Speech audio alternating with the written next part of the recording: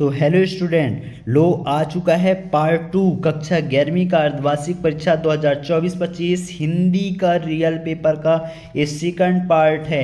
First part video पहले ही upload हो चुका है। जो बच्चे अभी तक नहीं देखे हैं यार, जाइए और उस वीडियो को देखिए और पूरा अच्छे से तैयार करिए, क्योंकि यही सारे क्वेश्चन कल पेपर में देखने को मिलेगा। फिर मत कहना कि सर ने बताया नहीं था, इसलिए पहले से बता रहा हूं, जाओ हर एक क्वेश्चन को तैयार कर लेना, एक भी क्वेश्चन छूटने नहीं चाहिए प्यारे बच्चों। ठीक, तो चलिए स्टार्ट करते हैं। और हाँ, चैनल को अभी तक जिन्होंने सब्सक्राइब नहीं किया, चैनल को सब्सक्राइब करो, क्योंकि ऐसे ही पेपर चाहिए तो चैनल को सब्सक्राइब कर लेना, बेल आइकन प्रेस कर लेना और टेलीग्राम अवश्य ज्वाइन कर लेना, क्योंकि सबसे पहले नोटिफिकेशन वहीं आता है। व्हाट्सएप ग्रुप भी ज्वाइन कर सकते हो, जो आपको अच्छा लगे वो कर लो, लेकिन टेलीग्राम ज्वाइन कर लेना। ठीक, तो इस वीडियो को दोस्तों में शेयर कर दिया। चलिए अब यहाँ पास देखो, ऑब्जेक्टिव क्वेश्चन के आंसर मैंने पहले ही वीडियो पर सारे के सारे आंसर सहित बता दिया था। इस वीडियो पर हम क्वेश्चन क्रमांक 6वें से देखेंगे। 6वां, 7वां और 8वां क्वेश्चन मैंने पहले ही बता दिया है, लेकिन इनके आंसर मैं आपको दिखा दूंगा। ठीक, 6वां क्या था, कबीर ने अपने आप को दीवाना क्यों कहा था। इसकी 8वां में है, मीरा कृष्ण की उपासना किस रूप में करती है, यह रूप कैसा है। इन सभी के आंसर बताऊंगा, 2-2 नंबर के हैं। ये सारे क्वेश्चन कल आपको देखने को मिलेगा बच्चों, और देख लेना यही क्वेश्चन आया रहेगा। रीतिकाल को श्रृंगार काल क्यों कहा गया है, इसके 8वां में है। भक्ति काल को हिंदी का साहित्य स्वर्ण युग क्यों कहा गया है। 2 नंबर के क्वेश्चन है, अति महत्वपूर्ण क्वेश्चन है, ये क्वेश्चन आए हुए क्वेश्चन है। ठीक, फिर अगला क्वेश्चन, दोहा छंद की परिभाषा दीजिए। ठीक, और 8वें में है, महाकाव्य और खंड काव्य में अंतर। सबसे पहले 6वां, 7वां और 8वें का आंसर देख लेते हैं। ठीक, तो यहाँ पास आप देख सकते हैं प्यारे बच्चों, क्वेश्चन क्रमांक 6वें का आंसर, कबीर ने अपने आप को दीवाना क्यों कहा है, तो इसका आंसर यहाँ से यहाँ तक लिख लेना। अगला है 8वां में, कि मीरा कृष्णा की उपासना किस रूप में करती है, तो यहाँ पास से आप ये पूरा आंसर लिख लेना। ठीक, ऊपर वाला यहाँ से पूरा आंसर ये लिख लेना। दोनों अथवा सहित आंसर मैंने आपको प्रोवाइड करा दिया, जो आपको सरल लगे वो याद कर लो, लेकिन सभी को आंसर याद करना अनिवार्य है, सभी आंसर। ठीक, 7वां क्या है, रीतिकाल को श्रृंगार काल क्यों कहा जाता है, तो इसका आंसर यहाँ पास पूरा विधिवत दिया गया है, नोट डाउन कर लेना। फिर यहाँ पास देखो 7वें का 8वां का आंसर, भक्ति काल को क्या है, भक्ति काल को स्वर्ण युग इसलिए कहा गया है कि इस युग में हिंदी साहित्य ने समाज और धर्म जागरूकता के साथ सरल भाषा और भावपूर्ण रचनाओं का विकास किया है। ठीक, क्वेश्चन क्रमांक 8वें का क्या है प्यारे बच्चों, 8वें में है, दोहा छंद की परिभाषा लिखिए। तो इसका आंसर यहाँ पास आप देख सकते हैं, दोहा छंद की पूरा परिभाषा यहाँ पास विधिवत दी गई है प्यारे बच्चों। ठीक, ये सभी क्वेश्चन को आप कर लेना। ठीक, फिर यहाँ पास देखो 8वें का आंसर, यहाँ पास क्या है, 8वें का आंसर दिया गया है, महाकाव्य और खंड काव्य में उत्तर दिया गया है, इसको आप नोट डाउन कर लेना। ये आपके पेपर में आए हुए क्वेश्चन हैं, इसको तैयार कर लेना, कल आपको 100% देखने को मिलेगा पेपर में, इसलिए पहले से बता रहा हूँ, पेपर को तैयार करके जाना। ठीक, फिर यहाँ पास देखो अगला क्वेश्चन, यहाँ पास आप देख सकते हैं 8वां बता दिया मैंने। अब क्वेश्चन क्रमांक 9वां, क्वेश्चन क्रमांक 9वां क्या है प्यारे बच्चों, 9वां है, वक्रोक्त अलंकार का एक उदाहरण दीजिए। 2 नंबर क्वेश्चन है, इसका आंसर मैं आपको बताए दूंगा। ठीक, फिर अगला क्या है, 8वें में क्या है, समाचार के तत्वों के नाम लिखना है। क्या लिखना है, समाचार तत्वों के नाम लिखना है। ठीक, अगला क्वेश्चन है, चंपा को किस बात पर अचरज होता है और क्यों। ये 2 नंबर का क्वेश्चन है, अच्छे से तैयार कर लेना, इसमें से हर एक क्वेश्चन आपको तैयार करके जाना है। ठीक, फिर यहाँ पास देखिए अगला क्वेश्चन, नई कविता की विशेषताएं लिखिए। नई कविता की विशेषताएं आपको लिखना अनिवार्य है, ये आपके पेपर में आया हुआ है, याद कर लेना। 11वां क्या है, शब्द शक्ति से क्या तात्पर्य है, किसी एक शब्द शक्ति का उदाहरण लिखिए। 2 नंबर का क्वेश्चन है प्यारे बच्चों, कल आपको देखने को मिलेगा, शब्द युक्त किसे कहते हैं, उदाहरण सहित लिखना है। ये क्वेश्चन अति महत्वपूर्ण है, इनके आंसर आपको बताए दे रहा हूँ, नोट डाउन कर लेना। यहाँ पास देखो वक्रोक्त अलंकार का उदाहरण यहाँ पास पूरा विधिवत दिया गया है, ठीक, इसको आप नोट डाउन कर सकते हैं, ठीक। फिर अगला क्वेश्चन, ये अथवा का आंसर है, कौन सा है, अथवा और का आंसर, ठीक। ये 12 नंबर, समाचार के तत्वों के नाम, ये 3 तत्व दिया गया है, 4 5 तत्व यहाँ पास दिए गए हैं, इसको आप नोट डाउन कर सकते हैं। क्वेश्चन क्रमांक 10वां, ये पहला वाला आंसर और ये 8वां वाला आंसर, ठीक, ये 8वां वाला, नई कविता की विशेषताएं, दोनों आंसर यहाँ पास दी गई हैं, दोनों को आप नोट डाउन कर सकते हैं, ठीक, याद कर लेना अच्छे से।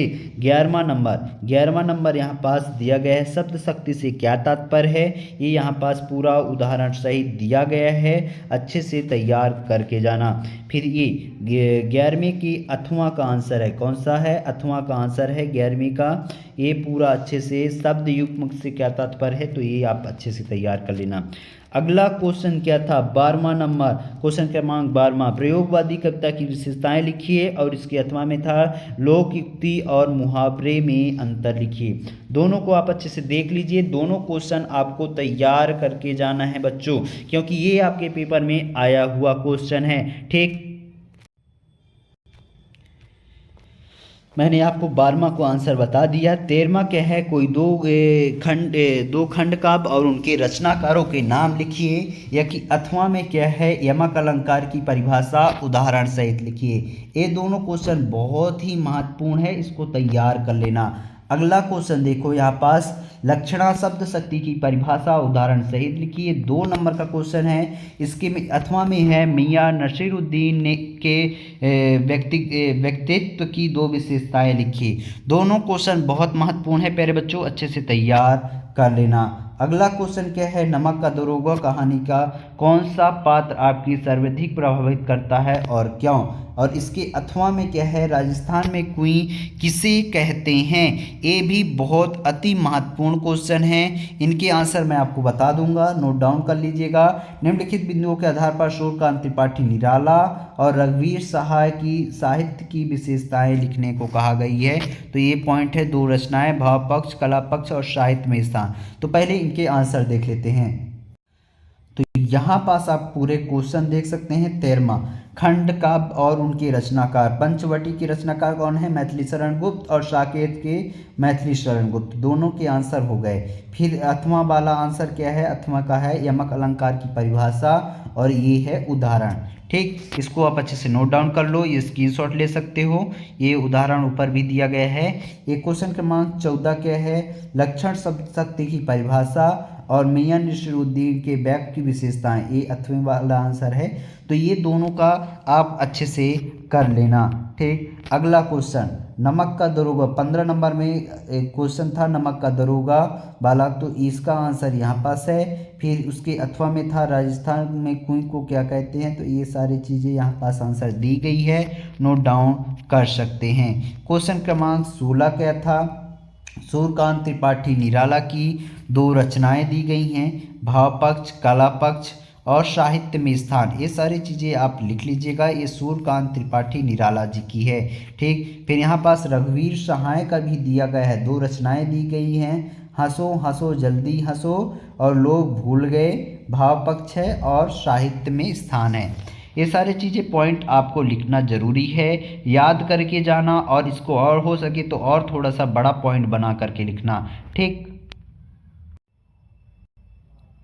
यहाँ पास देख सकते हो प्यारे बच्चों, 17 नंबर क्या है, निम्नलिखित बिंदुओं के आधार पर हरिशंकर बच्चन और हजारी प्रसाद द्विवेदी का साहित्य परिचय लिखना है। 2 रचनाएं, भाषा शैली और साहित्य में स्थान, ठीक। इनका आंसर मैं आपको बता दूंगा। फिर अगला क्या है, कंप्यूटर शिक्षकों के आवश्यकता हेतु एक विज्ञापन बनाइए, 3 नंबर का है, और इसके 8वां में क्या है, कक्षा में कक्षा के विलंब से पहुंचने पर शिक्षक छात्र के बीच होने वाले संवाद को लिखना है। तो ये सारी चीज़ें मैं आपको बता दूंगा। क्वेश्चन क्रमांक 19वां क्या है, ये अपठित गद्यांश है, इसको पढ़ करके इनके आंसर यहाँ पास देने हैं। ठीक, ये 3 आंसर। इसके अथवा में भी एक अपठित गद्यांश है, इसके क्वेश्चन दिए गए हैं, आंसर आप लिख सकते हैं।